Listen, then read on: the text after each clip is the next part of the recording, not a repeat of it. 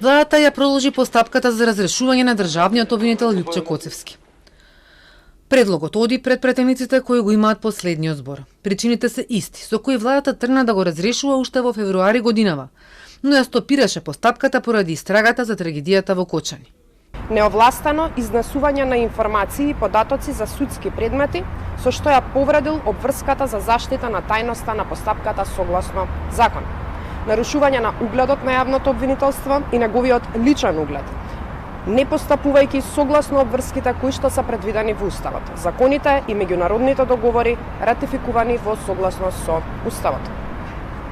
Како последица на сторените повреди, по изминатиот период евидентна е нарушената функционалност на јавното обвинителство и сериозно е нарушен интегритетот на истата.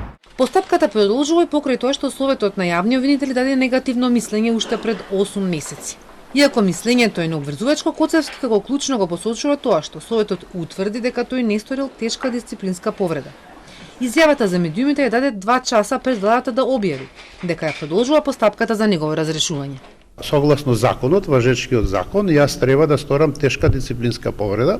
Тоа Советот за јавни обвинители го констатираше дека од моја страна не е сторена тешка дисциплинска повреда. Понатаму постапката оди предлогот во влада, односно влада може да го достави до собранието, тоа не е моја надлежност. Летоска на Коцевски му беше изгласана интерпелација во собранието. Тој тогаш рече дека законот не предвидува можност за политичка одговорност каква што е интерпелацијата за државен обвинител.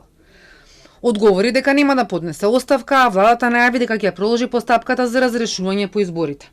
Разрешувањето на Коцевски се најде и во извештајот на Европската комисија за владењето на правото објавен летоска. Во него стои дека постапката открила недостатоци во законските норми за разрешување, но и ризик од политизација. И во последниот извештај за напредокот на земјава, Европската комисија нотираше дека надворешното и политичко мешање во правосудството останува причина за сериозна загриженост.